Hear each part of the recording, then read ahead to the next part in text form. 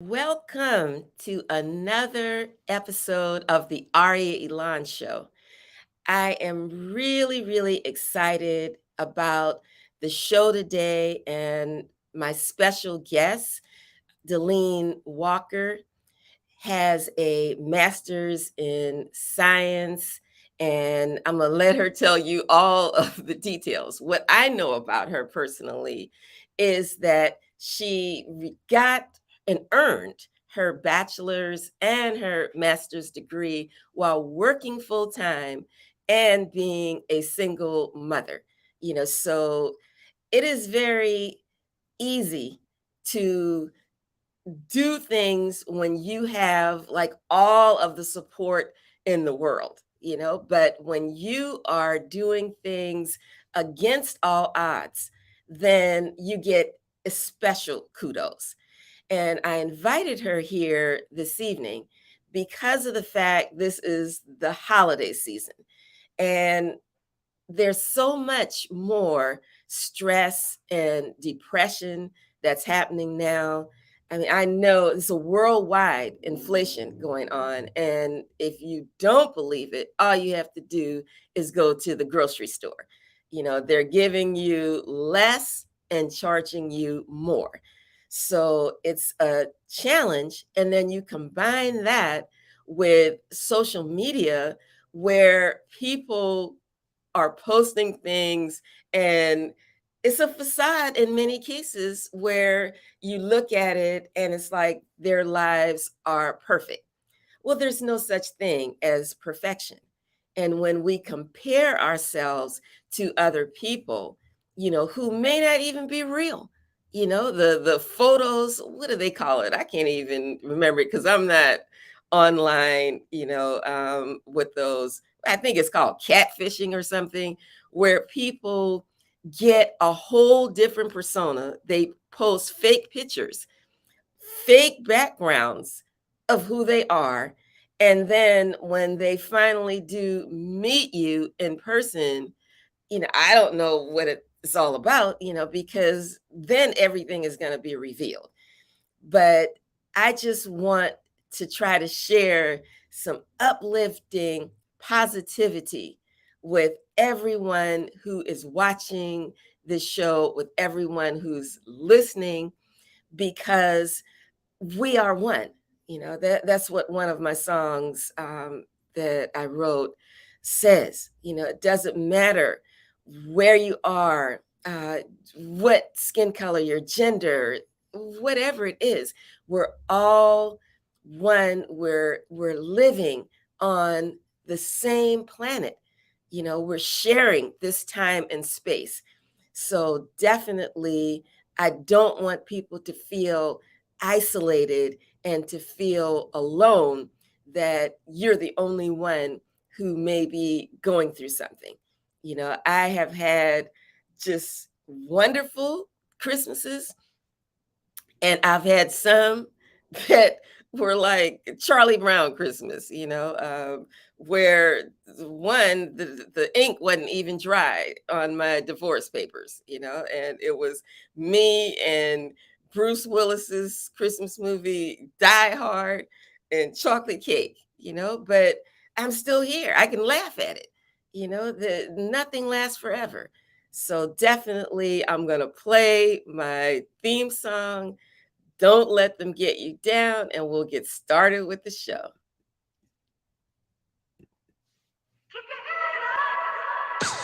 Keep your head up. You just have to believe in you. Don't you let them get you down. Don't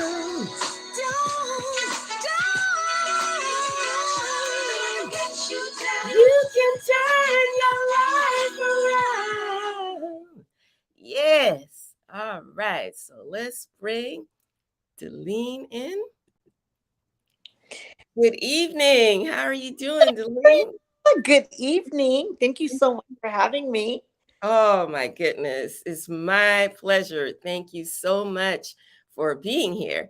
My, And would my you please share what your master's degree was in? Or yeah, if you would share So that with the audience. thank you so much again for having me. I'm so glad to be here. And my name's Delene Walker, 47 years old. I want to let you know that I have received a master's in counseling. So I'm an associate family marriage child therapist, along with an associate professional clinical counseling. So I strictly deal with I really don't like to use the word mental health, but the mental journey of people going through crisis. So Wow. yes, yeah. And you are employed now at a psychiatric hospital, is that right? I am actually a director of one of the psychiatric hospitals locally, of the outpatient sector. So this is where they would go in to an inpatient setting and possibly go in on a voluntary hold or an involuntary hold, which is what's called like a 5150. Ari, I'm not sure if you're familiar with that, but it's I'm not. definitely 5150 can be what's called DTS, danger to others, which is a danger DTO, or what's called a grave disability. This can be a 72-hour hold. Grave disability is when you're just unable to care for yourself at this point. You're losing lots of weight due to maybe a psychotic state. And here's where you're going to be placed in an inpatient sector, and then you'll see me once you've kind of recovered medication management along with group therapies and different modalities, and you would try and finish up your mental health journey, like I said, at an outpatient sector, which we are so fortunate to have in this area, called a partial hospitalization program. You'll also hear it be pronounced as a PHP or an IOP, which is an intensive outpatient program. So just loving the resources that we have to offer for people of that population. Yes, and definitely there is a spectrum, Yes. of it where you have people from what you're describing are in severe crisis, where they're a danger to themselves or a danger to others. But I would imagine that a much larger um, portion of the population may not be in that kind of area, but they still may feel some type of depression and stress, particularly now, during this season. And do you have any type of interaction, whether it's in your professional or personal life Yeah. with that kind of reaction? Such a wonderful question, especially right now when we're all facing an inflation. It doesn't really matter, like, you know, how high your profession is. We all feel it, right? We're going to the grocery stores and you have an orange for like $2, right? So Crazy. it's just it's unbelievable. And then we're also in a state where gas is high, so And and especially here in California, I think we're the highest maybe in the country. I think we are the highest in the country. I know that for a fact. And the one thing I can add to this is anxiety is contagious. um we know that we are suffering.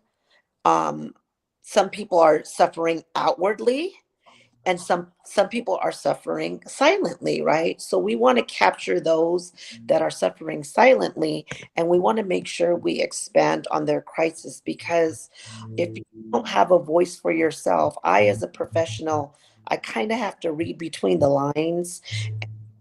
One thing that's unique about myself, and it's not a time to brag or anything, but I come from a humanistic approach. I just love humans. I love people. I love us earthlings, however you want to categorize us mammals. I love different personalities, and I will be the one that's going to have the random conversations, because um that warm connectivity when you have with people, you may have just brightened their day and they may have been thinking of some deep, dark thoughts that you have no clue about, right? True. So I'm not trying to go out and fix the world or be this superwoman. I'm just being Deline. And with the inflation and everything that's going on around us, we have to know that depression is real. I struggled with depression myself, and I'm not afraid to say it. And anxiety too. I hold a director's position as a woman of color, and there's some anxiety riddling factors to that where I have to kind of act accordingly, move a little bit different, smile a little harder, just to get that average acceptance, right? So I just want to make sure that people do understand that, we're trying to get out of this taboo narrative of mental illness and almost embrace it and talk about it, right? And Yes. almost know that it's real and then have the avenues to reach out to someone that can actually help you through the journey. Um, so we have to understand that in the DSM-5, which is one of our diagnostic manuals to diagnose a patient, we know that PTSD, post-traumatic stress disorder, is it's actually the largest diagnosis in the DSM-5. So you at any given time do not know what that next person is going through. So I, highly always encourage my patients, my own loved ones, my friends, you, of course. We just have to practice patience with people, especially now, post COVID, right? And in this inflation era. Yes, and one of the things that you said just really resonated with me because as Black people, and Black women, when Yes. you're a professional, I mean, people just automatically presume Oh, yeah. somehow that you don't belong. Oh, yeah. So it's like code language is used, and there's even that extra pressure in that you always have to prove yourself. You always have to go that extra mile. Like where I'm from, we were taught that you have to work twice as hard to achieve half as much, and people are like, oh, well, things have changed.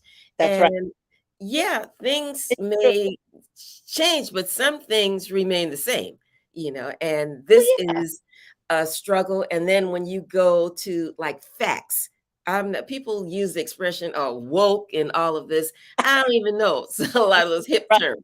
I'm just Exactly. talking about facts We're in talking about terms that. of the experimentation by the Yes. healthcare system Oh, yeah. from the so-called Dr. Sims back during the period of enslavement, who was called the father of gynecology, experimented Oh, yeah. on enslaved Black women without anesthesia. You know, Without it. without anesthesia, we have the Tuskegee, what was it, syphilis Right. experiments. So that is another reason why Black people are even more hesitant to seek help. You Well, it's a thing of it's our, hard to trust a it is. system that has done these kinds of abuses Yeah. and without even an apology. Well, I do. Just saying, well, oh, that's in the past. Yeah, I do want to share a private testimonial, and I have no problem shouting it on a mountaintop because, um, so we have this diversity, equity, and inclusion. I am a woman of color, and I am a cancer survivor. 2018, I was diagnosed with colon cancer. Went to my GI, and he clearly looked at me and said, "You're fine." I'm Oh I'm telling him my symptoms. Now, at this time, I'm already being judged. He doesn't know I'm a healthcare professional. I'm a nurse first and a therapist second. My later career, I got into therapy, but I'm a licensed psychiatric technician. and hey, I'm having blood in my stool, and gave him the gamut of symptoms, and again, still diagnosing my skin color, and therefore I ended up with stage 3B colon cancer. He did not want to do the invasive procedure, which is called a colonoscopy. After trying three, four, five of his suggestions, like going on a FODMAP diet, or maybe dropping a little bit of weight, um, we concluded after having a colonoscopy that I did have a 4 centimeter tumor in my sigmoid of my colon. Did 6 months of chemotherapy. Right, by the way, let me just add, right smack dab in my master's program, single mom. So I'm definitely from the team of no excuses. I come from a Jamaican background. My mom and dad are Jamaicans. Came here with $22, Mm, and they ended up having and owning two laundromats, two streets, I think of duplexes, a couple streets in my area of duplexes, and a mini mart. So again, hard work. Um, yes. I'm not allergic to, and advocating for myself, I'm not allergic to. So I know what you, I Oh, know you wouldn't have been here if exactly. you had not just insisted. And these kinds of, facts. Again, I'm one for facts. That's why even when it comes to the past, there are records, there are newspapers. They had newspapers Oh back yeah, in the 1700s, oh they yeah. still had them. They had all of these things that are in there, with slave catchers and runaways and auctions and all of this. In my home city, Mm, Charleston, South Carolina, where the Civil War began, so it may be something that, other groups will say, well, it's in the past. No, no, these are things are happening now because there was never any type of reckoning. that's it. Okay, without reckonings and making reparations, there can be no moving forward. There You're is. just like going to keep repeating the same things and having people say, well, it's all in your mind, or this is one that came directly from out of the period enslavement, that Black people don't feel pain Right. like others, That's correct. Yeah. which is something, even with, I've heard over and over and over again with people, even with medication. Well, with medication, I even have another personal story that I can share. When they were putting in my chemo port, they gave me the regular dose, and I actually felt the scalpel, I should say, to Oh, to my skin, and I'm telling them, "Hey, I can feel that," you know. So 3 doses later of the anesthesia, it finally kicked in, and it was just one of those things where, again, we have to listen to our patients, listen to our friends, um, kind of listen with your eyes sometimes too, and not only your ears, because there are people that are unconsciously trying to tell you something without actually saying it verbally. So you just have to be very mindful of what you're observing in the community, and myself as a professional, and also a mother, and trying to be a good friend to others, and um a daughter to my 75-year-old mom. So just listening with all your senses, right? And just and and what you're helping. saying brings me to the next question that Uh-huh. I have, because see, we're blessed with Yes. family and with So a closeness, even that's if right. we're not in the same physical city. We still talk every day and visit, right? That's But correct. what about people who feel isolated, Delene, to the point where they feel even if they have family, they never were close. Some people have been disowned by families for various reasons, and what do you say about people who just not only feel alone, but who are alone? They live by themselves, they don't have that connection. Well, one of the things that I like to always share is if they don't have the connection, thankfully there are resources out there. You can pick up the phone, call 411. You can call your local, psychiatric services.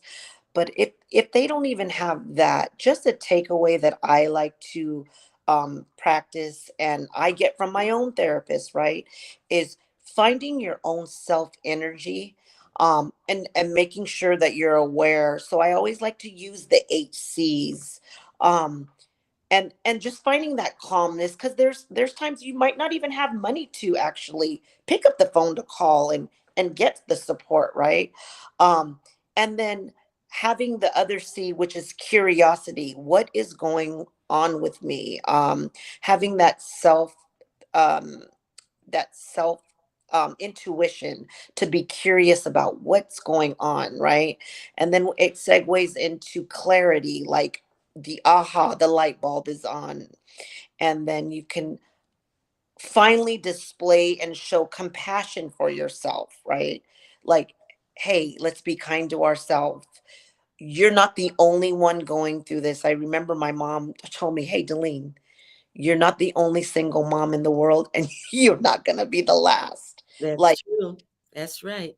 just a strict Jamaican mother, and she made me to, basically who I am today. She's a And then beautiful that person. that I segues kinda into, remember her that from segues church, into the C when she of lived here. confidence, right? Yeah. And courageous. Not everyone can complete a master's program, and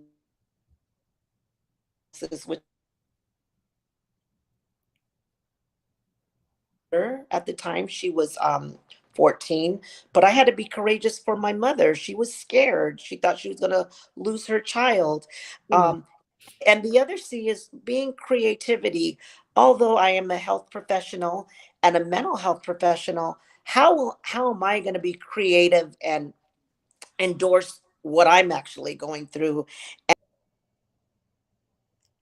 Oh, Dealing Walker joined. okay, here you go. We lost you for a moment. about that? And then get to the other C, which is connectiveness, right? We want to always stay connected to. Dealing Walker joined. We always want to stay connected to ourselves and connected to others. The connectivity part of everything. I like to also go back on your question though, and just let those people that are alone and lonely, because there is a difference. Yes. You can be married and have a beautiful spouse next to you, and still feel lonely, right? Uh, Yes. However, you're not alone. So, you always want to make sure you can decipher the two. But I always want to make sure that people know that there is that other H, and that is hope. You can Yes. you can call somebody, anybody, and just know that there is hope out there, because the minute you lose sight of yourself and lose hope, that's when it's going to get pretty tough, and it's a spiral effect. That's where that PTSD, depression, anxiety comes in, and you want to dig yourself out of that. I remember going through my cancer journey. um, I was hopeless and helpless. I was going down that spiraling tunnel where I saw the tag on my toe. I saw myself in the ice box in the morgue. I was I Wow. was I was pushing my daughter away. But I woke up and I said, "Hey, this cancer's curable. I'm not taking away from the people." Dealing Walker joined.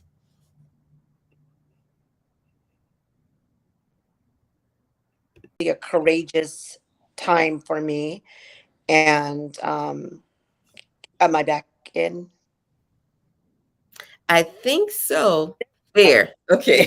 So you know, Me and technology. I just want to really make a strong point that it doesn't matter like where you are professionally. We are all going through some dark struggle, and Yes. I It's believe. just a matter of what.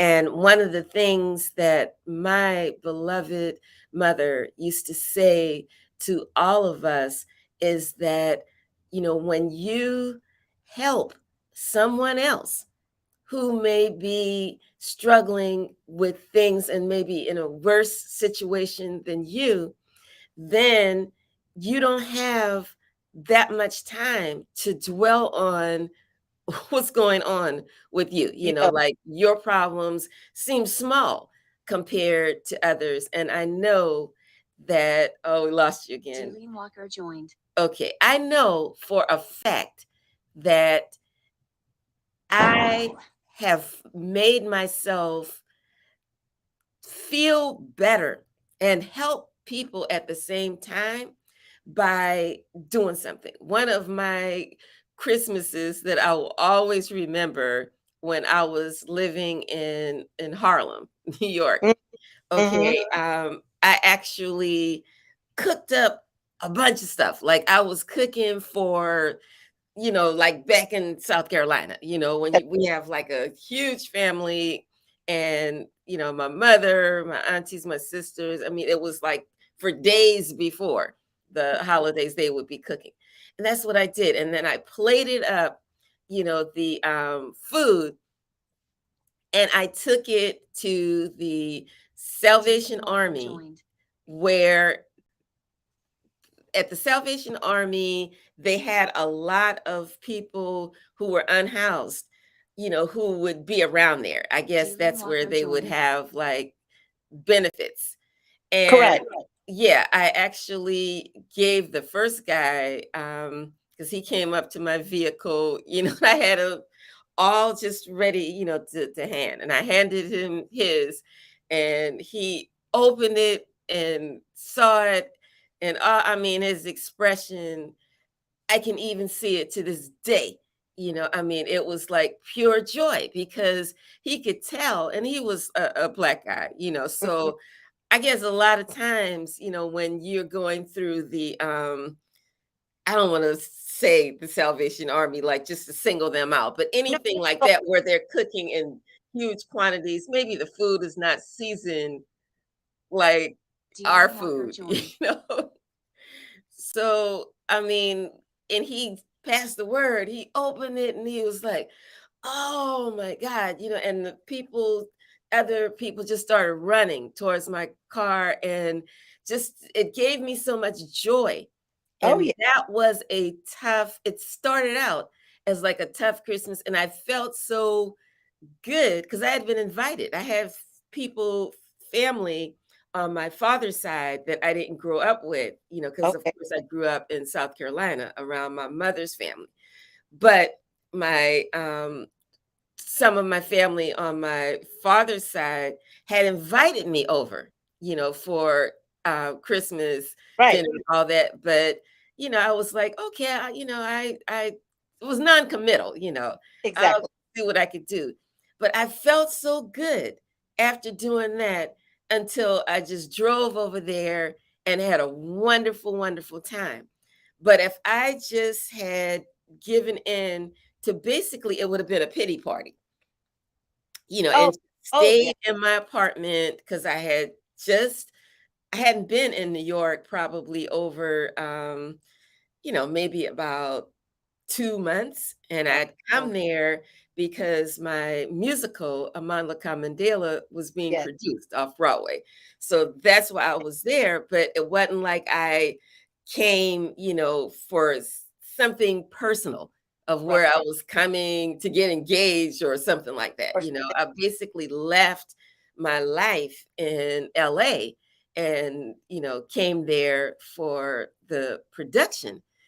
But that just popped in my head, what my beloved mother had told me. So I'm going to put that out there, not as a professional, but just as a human Yeah. being, that when you do something nice and something kind for That's right. people who cannot repay you. There was nothing Well, that there. those people had Yep. that they could repay me for what I did. And I mean the dessert and everything. I the Oh whole yeah. thing, like chocolate cake, peach Oh cobbler. I mean, I did like all kind of stuff, like well. Yeah. collard greens, Oh, homemade you biscuits, just the whole thing up. I the come from. whole thing. I mean, like I was cooking for a feast that took Oh, me back, to like I'm cooking a family feast and to do that, it will put you in a whole different space. And it's not it like it's does. some type of magic wand, but it will make you feel better, to do something kindness for somebody who cannot do anything For themselves for and some. themselves or for you to repay you. Right, and also that.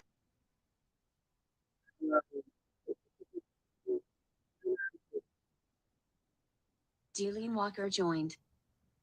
Can Okay. you hear me? Growing. Can you hear me, Now Aria? I can hear you and see you. Yeah, Oh, you're back. okay. You hear me right now? Yes, I can. One thing I can say, it's so funny. Our backgrounds and our lifestyles are so similar. My dad was a chief in the military, and my mom, she fed all the Jamaican military men every day. Mind you, I'm the oldest of three daughters, so we're like, why are all these guys here every night? But the one thing my mother and my father can do is at the very least, give them a hot meal. A And hot to, home cooked to this meal. to this Yes. day, I take that behavior of altruism, and I'm just giving. I'm not receiving. Right? I Right. not receive. Um, and I get that behavior from my parents. I Dealing Walker joined. actually just walk into someone's house and just say, Dealing Walker joined. Honey, we're really having "You hear me?" with the yeah, connectivity. the connection. I can hear you now, but the connection keeps going out. It's like you have a twin. Now you're back. Dealing Walker joined. Okay. All right, sister. We're But having yes, technical technical difficulty. difficulties. You're going in and out.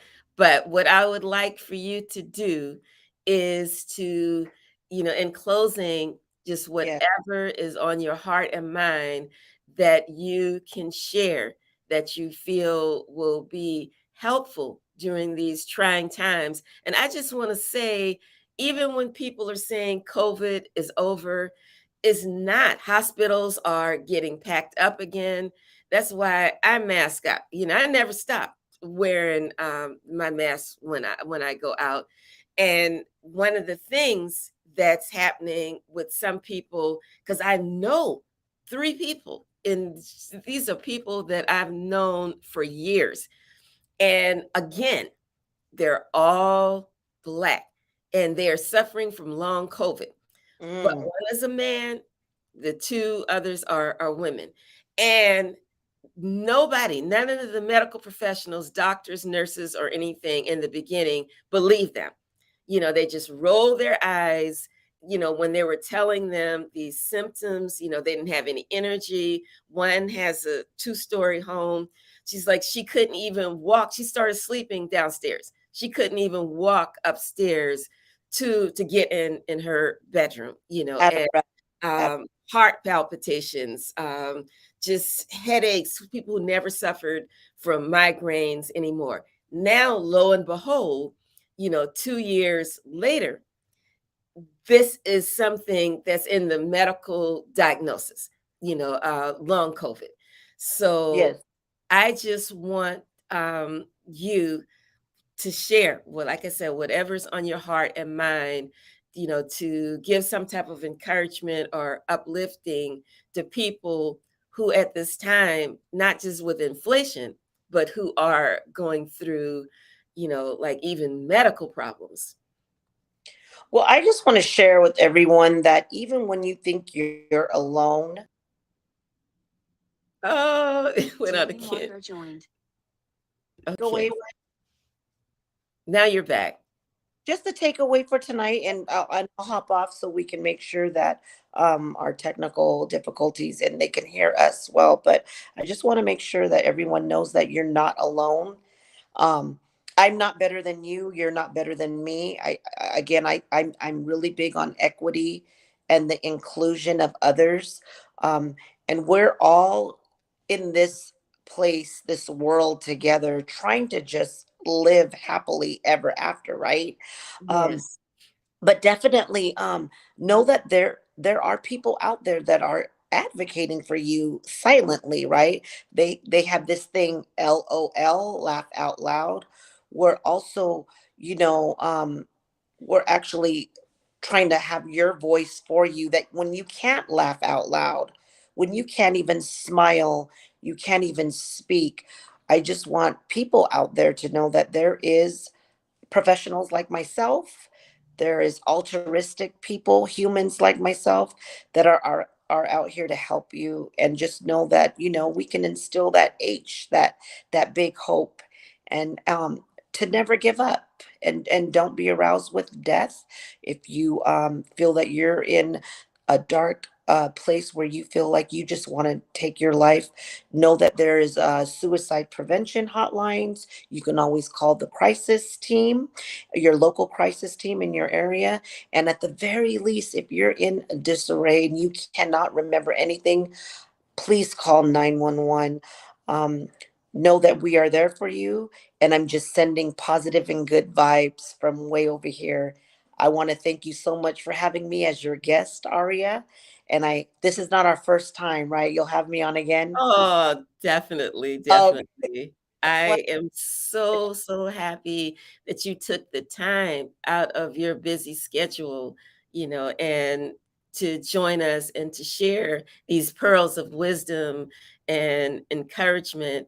And people can see an actual sister who is a medical professional and who is just giving this kind of information and encouragement. And within the description of the video, I yes, do actually give the 3-digit number for the right. suicide prevention hotline. And as Sister Delene said, just do not suffer in silence. Please reach out. There's help out there. Just reach out, because definitely, people want to help, but if you don't reach out, how they're going to even know, how they're Ex- going to ex- even know if you just suffer in silence. So definitely, I wish you have a great evening, You and do the I'm same. going to leave So you and much. everyone, like I always do, with peace and one love. Love you. Thank you Love so you much. too, dear. Bye bye. Bye bye.